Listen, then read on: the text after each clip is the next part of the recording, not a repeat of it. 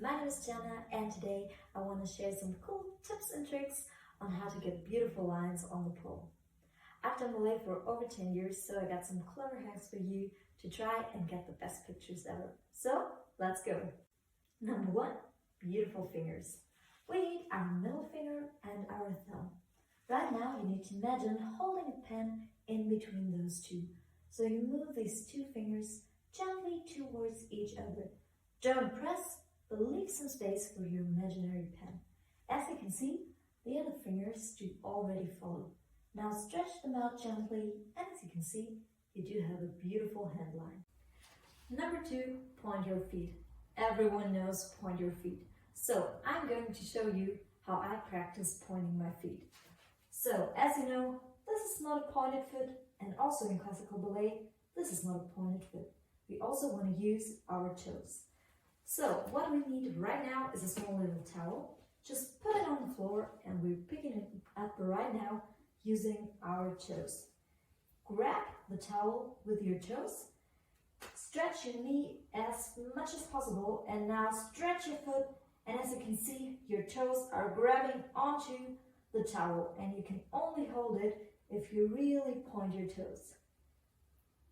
And let go and take it with your other foot. Number 3, straighten your knees. So, of course, you have to press your knee as much as possible to make your legs look gorgeous, long and straight. But unfortunately, not everyone does have straight and long legs. Me, for example, I'm very tiny and small, and my knees are always sticking out, even if I really try to straighten my knees as much as possible. So what I'm doing is I'm using rotation. That means my hips stay square, and no matter in which position you are, I try, if possible, to rotate my leg in both directions and see which angle makes my leg look the straightest. So from sideways you can see, on some points my leg looks really bent, and in some ways it looks completely straight. These leggings are actually really helping because you can't see where my knee actually is. So if I'm wearing these leggings, I can rotate my leg and make my leg look absolutely long and straight, even if it isn't. Number 4, let's keep our shoulders down and away from our ears. So what we are going to do, first of all, we're here relaxing, and now we're straightening our back, pushing the shoulders down and back, so the shoulder blades are moving towards each other, and we're opening up our chest. By pushing our shoulders down, our neckline looks longer, our chest looks more open, and we just have a much better posture. Make sure to keep your shoulders down and back even when you're lifting your arms, because this pose doesn't look good standing and it doesn't look good upside down. So keep your shoulders down and back, have a long neck, and you'll look beautiful. Number 5, beautiful necklines. We already learned to push our shoulders down. So what we are going to do additionally is put our chin up a tiny little bit. So don't forget to put your chin up when you're turning sideways, because often you have your chin up and then you're turning sideways looking down. You don't want to do that. Keep your chin up all the time. Be careful, don't overstretch your neck. If you're overstretching your neck, no one can see your face, and all the beautiful lines we made are absolutely pointless, because your face is what's gorgeous about you, so we want to see it. For me, it always happens when I'm turning sideways. I'm kind of looking back, doing a slightly back bend, and then no one can see my face. So keep your chin up, shoulders down, look to the side, but don't overstretch your neck, and you will have a gorgeous and beautiful neckline. Number 6, arm lines. We already talked about our fingers, but now we're moving on to our beautiful arms. So first of all, no matter where your arms are moving, always keep your shoulders down. In classical ballet, we never stop our arm movement. So when we're going into a position, we don't stop moving. We just keep on moving our arm, and we never end, we never stop. That creates a gorgeous and beautiful flow, and we can find the position we actually look the most beautiful in. So when you are doing this, finding your perfect pole pose, you probably do have your camera switched on. So what you are doing is You're not putting yourself into a pose, and here it is.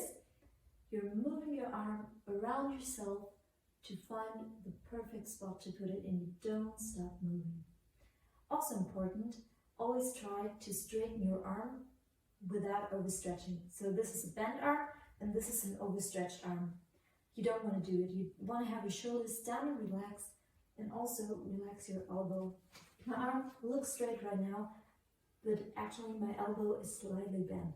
So you never want to overstretch your arms. And of course you never want to forget to stretch them. So keep in mind, slightly bending your elbows and move your arms around while pushing shoulders down, and you will have the chance to create beautiful new shapes with your arms and beautiful fingers. Number 7, your eyes will always follow your arms. In classical ballet, already my little teeny tiny 5-year-olds do learn that the eye follows the hand. So when you're moving around the pole, try to follow your arms with your eyes. In ballet, there's the rule, if you can see your hand, you're looking into your hand, and if you're stretching out the arms, you're looking over your finger into the far, and this really helps to create a gorgeous flow. Number 8, beautiful back lines. So usually when I tell people arch your back, they're just sticking out their bum, and that's the back arch, and we are not trying to do that. Try to stand as straight as you can. Someone is again pulling you up. Keep your belly tucked in, keep your bum tucked in, and stand in a complete straight line. So we are starting now to first move our head, then put our shoulder blades together, arch our upper back as much as possible, and from there on you can let go in the tension in your bum and go into your back bend completely.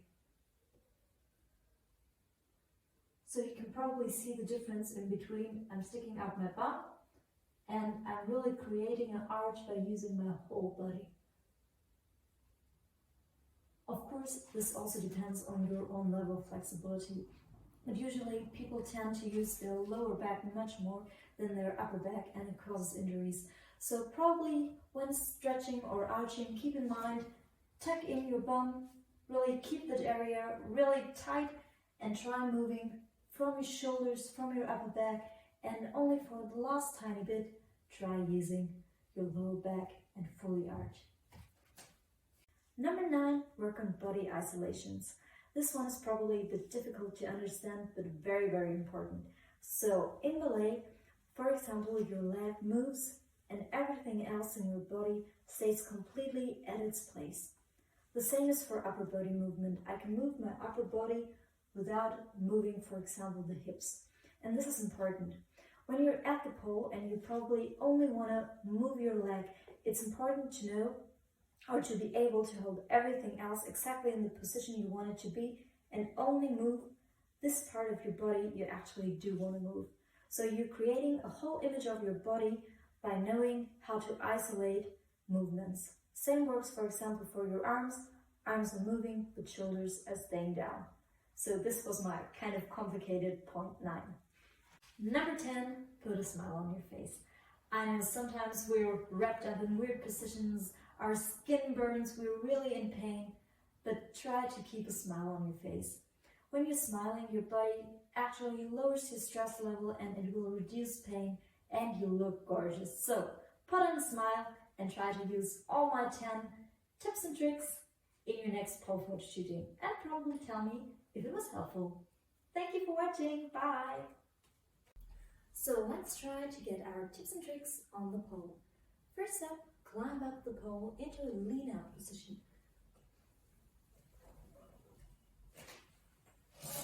From here, beautiful fingers, pointed toes, and long and gorgeous legs. You can rotate your legs to get them in the right position. Push your shoulders down, shoulder blades together, long neck, long arm lines. Look at your hand. Now stretch out your back into a beautiful arch, and you can isolate your body movements. Don't forget to smile, and you're there.